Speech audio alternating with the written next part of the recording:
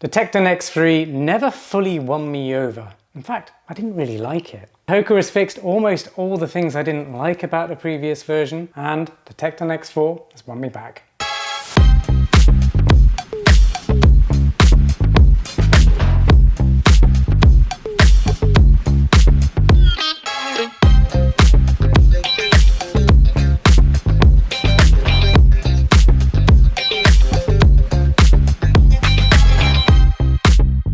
The Tecton X4 is Hoka's flagship trail racing shoe. It costs $275. It's a dual plate podium chasing racer for technical ultras and mixed mountain terrain. And it arrives right in the 2026 UTMB window. Sadly, I'm not going to be there this year, but I did manage to get out to Chamonix a couple of weeks ago with the family just to do a bit of hiking, a little bit of running, and just enjoy the pre-race vibes rather than a race week circus. I was critical of the Tecton X3.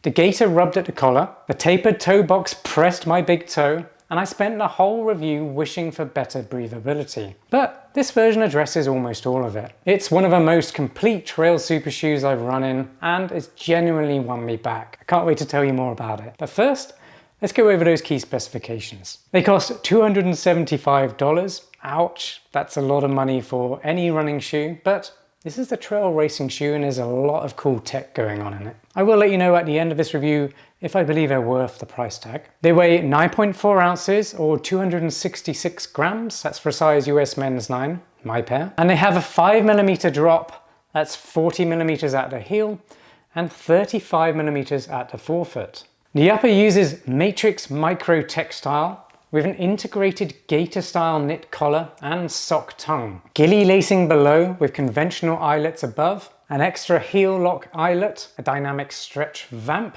and a protective foam tongue pod. The midsole uses dual layer ProFly XPA foam with parallel carbon plates and a speed focused MetaRocker. The updated parallel plates is definitely one of the best upgrades to this shoe. And the outsole uses Vibram Megagrip Litebase with 4mm traction lugs. When it comes to sizing and fit, they're very much true to size, so go over your usual US sizing, you should be happy with that. There's a pretty good amount of volume in the toe box, but it is more tapered than some of the older versions. And there is good midfoot lockdown, and because of the nature of this upper, there is a good amount of stretch right above your foot. So that means it's going to fit higher volume feet as well, just by the very nature of the design. And then you've got a lacing system on top, which you can use to cinch down if you like as well. If you've got more narrow feet, you might want to use those laces even more than someone who's got high volume feet. That said, there's no way to stow these laces. And I think this whole package will look a lot better if it's just an elasticated loop, maybe like the off-trail Ultra from the North Face. There's just a little loop there where you can just push the laces down under there. Makes it look nicer and stops the laces flapping around. There's also no heel pull at the rear, so there's no loop there to make these easier to get on, which is a bit of a shame. It's a small ask, but I think it would make the shoe a lot better. Lockdown has been fantastic for me as well in the midfoot and at the heel, but if you have narrow heels, there's an extra eyelet here, so you can do racer's loop heel lock method. That should give you an even better lockdown at the heel.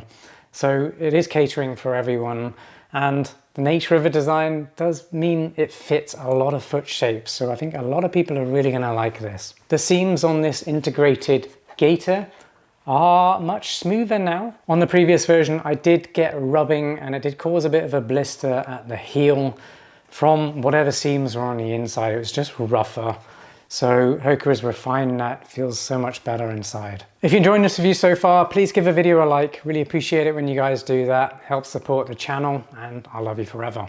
And if you see that hype button down below, make sure you tap that as well. That'll tell YouTube that you're really enjoying the content and hopefully YouTube will show it to more people. And if you've had any experience with the Tecton X4, I really want to hear it. I want to hear those thoughts, good or bad. Put as much information as you can. It's going to help me understand how you've been using them, but also anyone who comes to this video deciding whether or not these are going to be their next trail racing shoes. It will help them decide whether they're the right ones for them. So please put as much information as you can. We really appreciate it. And make sure you subscribe to the channel for more running shoe roundups, comparison videos, and running shoe reviews just like this one. And make sure you hit that notification bell. I've got so much great content coming up and you're not going to want to miss what's coming. All right, you made it to my performance review. I'm going to start by talking about the ride and proficiency on technical ground, because that was kind of the downfall of the previous version for me. It's an ultra racing shoe, so I would like it to be able to perform on technical trails as well as rolling trails that are fast. So this is definitely still going to be a shoe that's going to be best for Western States type races where there's more runnable sections and it's a faster race, rather than something that's incredibly technical like UTMB, for example. But this version is so much better. It's much better on technical terrain now. And I think a lot of people will run the UTMB race in a shoe like this because it's so much better now. It's a lot more flexible underfoot. It was much harder for me to flex the previous version. Wait, I have it. If I show you the flex of this one, it's much stiffer. And what that does for you on technical trails is basically fuse the shoe as a whole. So there's less torsional rigidity, meaning if you step on a rock on one side, your whole foot is going where the rock isn't. So you're going to get a really unstable platform because of that, making it a better shoe for running on less technical terrain. And with that said, this new version, so much easier to flex, much better torsional rigidity, which means if I step on a rock, the shoe flexes more and it's not going to wobble all in one piece. That makes it more proficient on technical trails and a much better shoe in my opinion. Of course, it's also got that Vibram Megagrip on the outsole, which is best in class right now. There are sections in the midsole where it is just plain midsole foam, but most people are going to be making contact at the forefoot or at the heel. So I'm not too worried about that. I haven't noticed any slipping around because of this exposed foam in this section. And it does mean the shoe is more flexible because of it. So if you had rubber compound all the way across the bottom, it's not going to be as flexible. Plus, you lose some weight by not having the compound there too. It's also got a nice rocker geometry, so it's very efficient for running longer distances at pace. Having a nice smooth transition at heel landing to toe takeoff does mean that you're putting less work or effort into that stride or transition over time. So you're definitely going to feel that on an ultra race. One thing worth noting though is it has a wide base, which gives you inherent stability, which is a good thing on less technical trails. But on more technical trails, it's less of a precision tool. So if you are scanning the ground in front of you, maybe you're running through a rock garden, and a lot of the gaps are quite small where you would like to put your feet, having a wide base sometimes makes it harder to be precise. And with that, you might have less control in certain conditions. But you could just float over the top having such a wide platform. I guess it gives you that choice. Running up steep inclines, I've noticed this ProFly XPA midsole and plate combination give real pop going uphill. I didn't notice that as much in the previous version, but this one definitely feels really quite fast going up hills.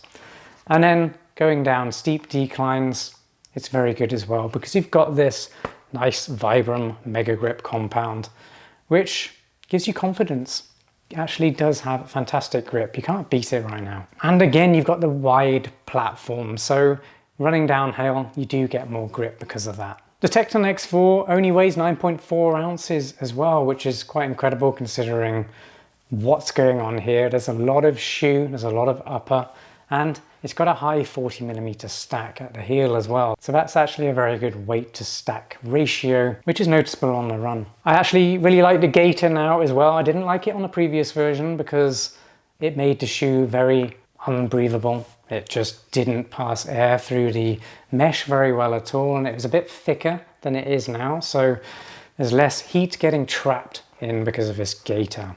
And it's much smoother, much more comfortable on my legs, even though I do recommend using longer socks for gaiter trail running shoes like this, just to minimize any rubbing issues that people might get because of a collar like this. But there are sections around the lateral side and the medial side of a shoe, where this mesh is much more open, allowing for much better airflow, and it's just generally a much nicer shoe for running in hot conditions or for long periods of time. Your feet stay cooler. And it's a matrix mesh as well, so if you do get this wet, it's going to dry off really quickly, and it's incredibly durable. If you're wondering where the Hoka Tecton X4 places in my best trail racing shoes roundup, follow that link up there. That will take you to that very roundup, where if you are shopping around for a trail racing shoe or ultra shoe or just a really comfortable all-mountain shoe that's incredibly capable,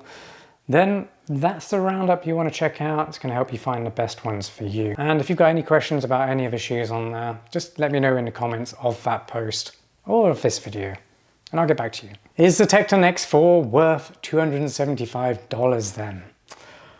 There's going to be a lot of people out there who just will never pay that much for a running shoe, just on principle. But when you look at the competition out there, there's really not much else doing what the Tecton X4 is doing, and certainly not doing it as well. This has got all the technology of a super shoe that you might find in the road running space for marathon racing, but it elevates that with more protection, durability, and of course, Vibram Megagrip for better traction.